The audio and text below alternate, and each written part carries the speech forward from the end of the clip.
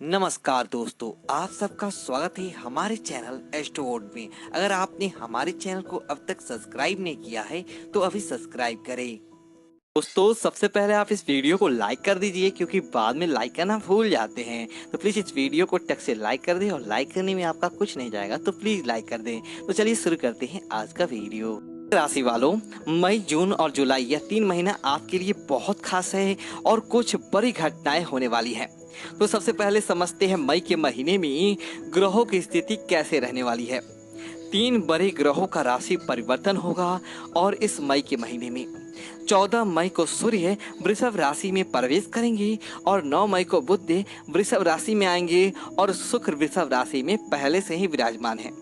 4 मई को मंगल कुंभ राशि में जाएंगे और 11 मई को शनिदेव की उल्टी चाल चलनी शुरू हो जाएगी, यानी वक्री हो जाएंगे। और 14 मई को 2 बृहस्पति भी वक्री हो जाएंगे। ऐसे में आप कर्क राशि वालों पर इन सभी ग्रहों का क्या प्रभाव पड़ेगा, तो सबसे पहले समझते हैं शनिदेव आपके जीवन में क्या देंगे जब वह वक्त वक्री हो जाएंगे। देखिए, जीवन साथी के स्वास्थ्य में अब पॉजिटिविटी लाएंगे और सुधार होगा। विदेश से अगर आपका कारोबार है तो लाभ होने की योग बन रही है, क्योंकि यहाँ पर राजयोग बनाकर चल रहे हैं शनिदेव। अब मान लेते हैं आपके वैवाहिक जीवन में दूरियां थी, तलाक जैसी नौबतें आ गई थी, या फिर मतभेद थे, डिफरेंस की समस्याएं आ गई थी, तो मानिए वक्री शनिदेव फिर से आप दोनों को जोड़ेंगे। और लव लाइफ में ही आपके मिसअंडरस्टैंडिंग के कारण आप एक दूसरे से दूर थे, तो वह भी अब ठीक हो जाएगा, यानी फिर से आप एक दूसरे के साथ रहेंगे। तो कुल मिलाकर यह रिश्तों पर आधारित रहेगा और शनिदेव आपके रिश्तों को जोड़ेंगे।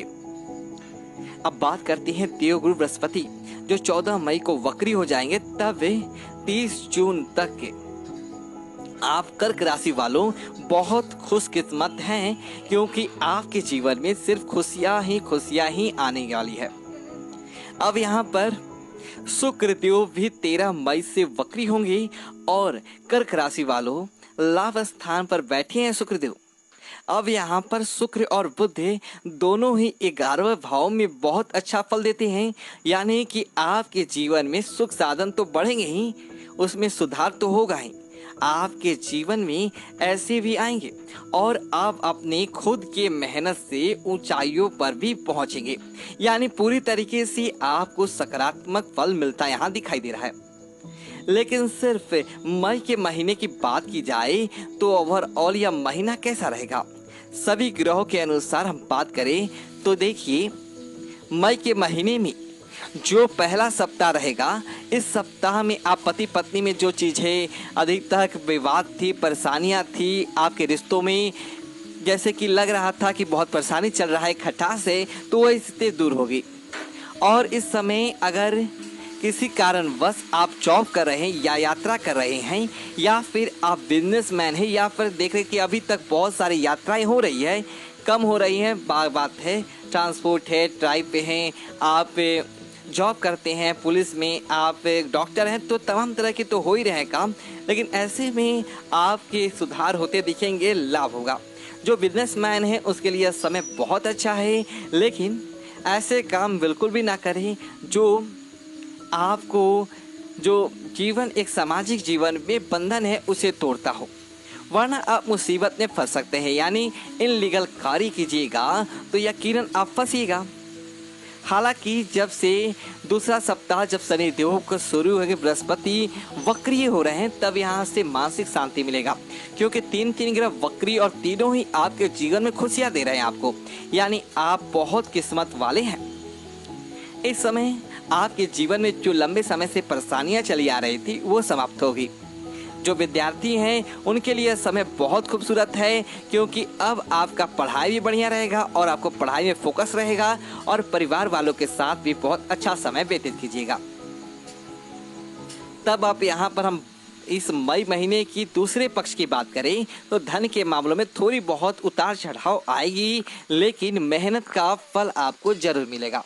थोड़ी सी परेशानी है, किसी को उधार ना दे, और आप जो भी कार्य कर रहे हैं योजना बनाकर करें तो उसमें सफलता ज़्यादा आसानी से आपको मिलेगा। दूसरी तरफ अगर हम बात करें तो देखिए, यहाँ पर कर्क राशि वालों, ये जो मई महीना है, खासकर आप बिजनेसमैन हैं तो आपके जीवन में क्या होगा, एकदम से सकारात्मक बदलाव आएंगे। और जैसे ही शनिदेव यहाँ पर वक्री होंगे, आपके करियर में बदलाव आ रहे हैं। हो सकता है आप कुछ नया करने की सोचे और उसमें भी आपको 100% सफलता मिले। यानी सभी राशियों में सबसे ज्यादा कर्क राशि वाले ही लकी रह रहे हैं और व्यापारियों के लिए तो शानदार वक्त है। दूसरी तरफ हम बात करें अगर आपके जून और जुलाई महीने की, तो जून का महीना कर्क राशि वालों के लिए बहुत ही हटकर रहने वाला है, क्योंकि इस जून के महीने में ग्रहों की तो वैसे ही गोचर है, थोड़ी बहुत चीजें बदलेंगी। जैसे कि बुध देव राहु के साथ मिथुन राशि में आ जाएंगे 12वें भाव में। अब यहाँ पर अगर प्रॉपर्टी से संबंधित कोई मामला है तो आप आसानी से सुलझाइएगा, लेकिन इस समय आपकी वाणी पर थोड़ी सी क्रोध रहेगा, तो क्रोध पर काबू बनाए रखिएगा, अपनी वाणी पर नियंत्रण बनाए रखिए। नहीं तो बेवजह आपके बहुत सारे ऐसे काम भी होंगे जो आपके हाथों से निकल जाएगा।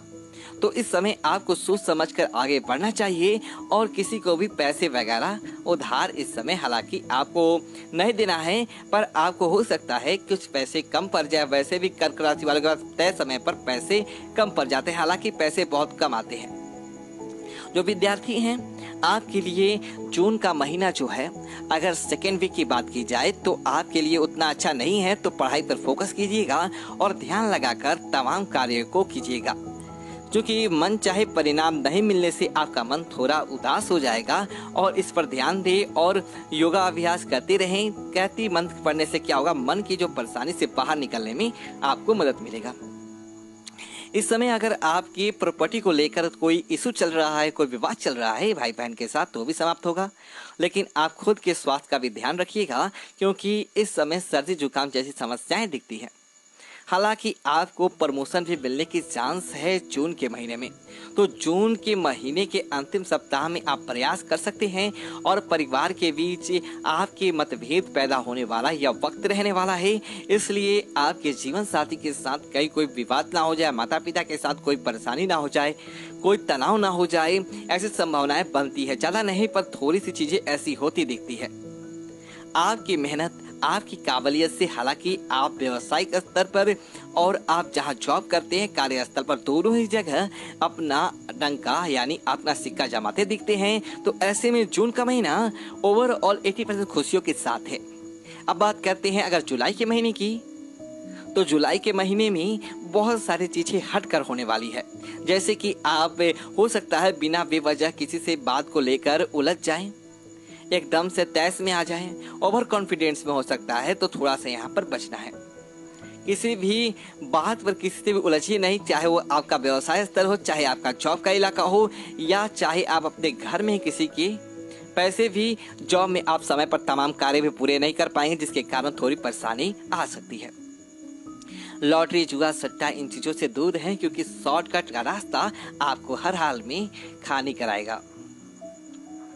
और जुलाई के महीने में थोड़े से यहाँ पर देखिए अधिकारियों के साथ आपको तालमेल बनाकर रखना चाहिए।